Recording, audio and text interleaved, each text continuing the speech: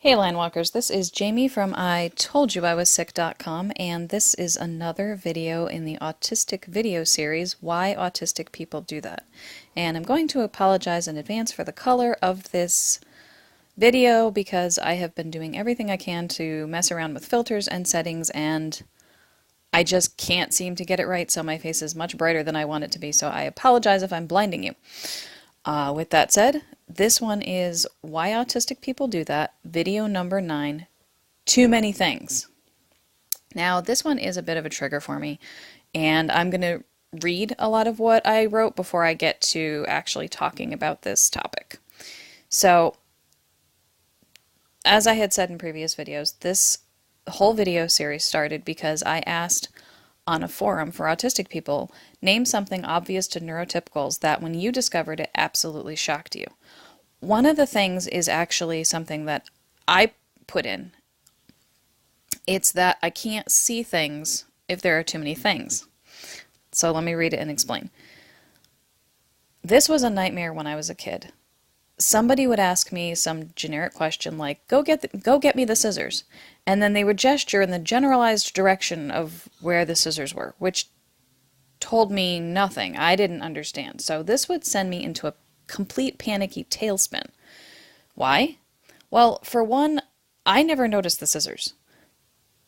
They don't exist to me.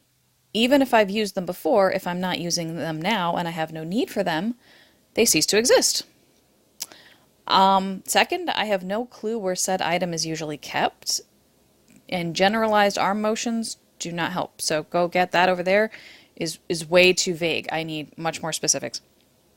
So again, this is when I was a child. So I'd walk up to the desk, let's say that's where they were, and stare at a bunch of items with my mouth hanging open, my eyes frantically searching around, and my heart thudding in my chest while moments ticked by and I could feel the irritation of other people pressing against my back before they opened their mouths to yell. And eventually the yelling would start. It's right in front of your face. I gotta scroll here. No, Jamie, not there. To your right. Your other right. Come on, don't pretend you can't see it. For Pete's sake, it's right there. And my personal favorite, if it was a snake, it would have bitten you. Now, as a child, I would start crying and start hyperventilating and having a meltdown and explaining I really couldn't see it, I didn't see it. The adult is usually reaching over me at this point to grab the scissors that were right there in the center of the table, but they were surrounded by 30 other things. So I didn't see them.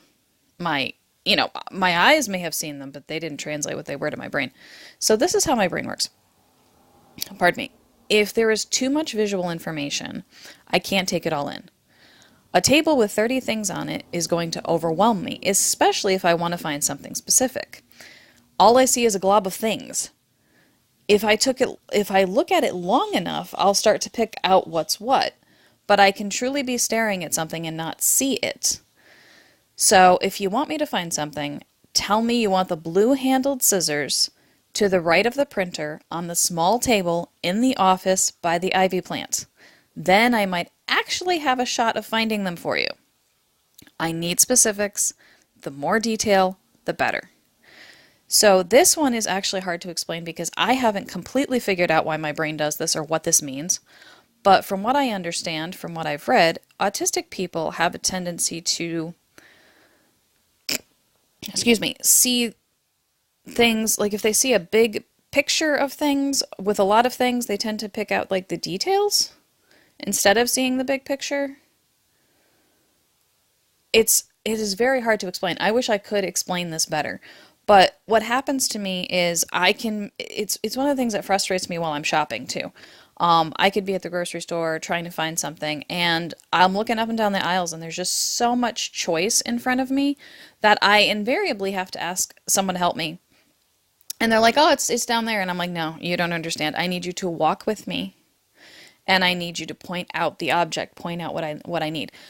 Then, of course, they're looking at me like I'm special needs, and I'm like, well, I am special needs. I don't care if you give me a weird look. I just want to find the item so I can put it in my cart so I can get the heck out of the store. So I can't tell you how many times I have asked people to help me find things that were right in front of my face. I don't see them. If there's too much sensory information in front of my eyes, I will not be able to pick out the one thing. And that has caused a lot of problems. I don't think that I even realized that that was a sensory processing issue for me until I got a little bit older and I tried, there were other things like just driving and people were like, see that building over there with the sign next to it. I mean, people have done that. Somebody just did that the other day, actually. She was trying to tell me where she lived in the neighborhood, and she's like, that gray house over there with that over there. And I'm like, lady, I don't know what you're talking about. All the houses blend together for me. So, I was like, yeah, okay, nodding and smiling and petting her dog because her dog was adorable and playing with her dog's ear because I love ears. They're soothing for me. And just hoping that she would just stop trying to show me her house.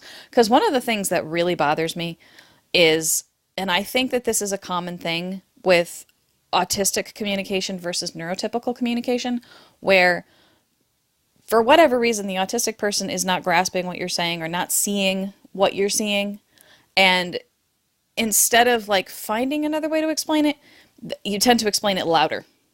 Or it's like it's right there, see, right there, no, right there, no, there, right there, no, it's right there. And you could be pointing at anything, I don't know what you're pointing at. And it's frustrating for me to hear you get more and more irritated, more and more irritated. I'm like, I don't understand. You can keep going. Go ahead, but I'm not going to understand you. And I have tried to tell people, I'm like, look, I'm not understanding what you're saying. I'm not processing what you're saying. Maybe explain it to me in a different way or explain it to me at a different time. And oh my God, people get so angry at this. And I'm serious. I'm like, I'm really not going to get what you're saying. You're going to explain it 7 times. You're going to get really frustrated and irritated. And this whole time people think, some people think that I'm either doing it on purpose or I just don't care or whatever. When really I just can't see what you're seeing. My eyes work okay. Well, I need contact lenses because I can't see without them. But my brain isn't translating the information. There is too much information. If you say, look at a field and look at the horse in the field, I can find the horse in the field because it's just a field with a horse. That's the one raised moving object. Absolutely, I can see that, no problem.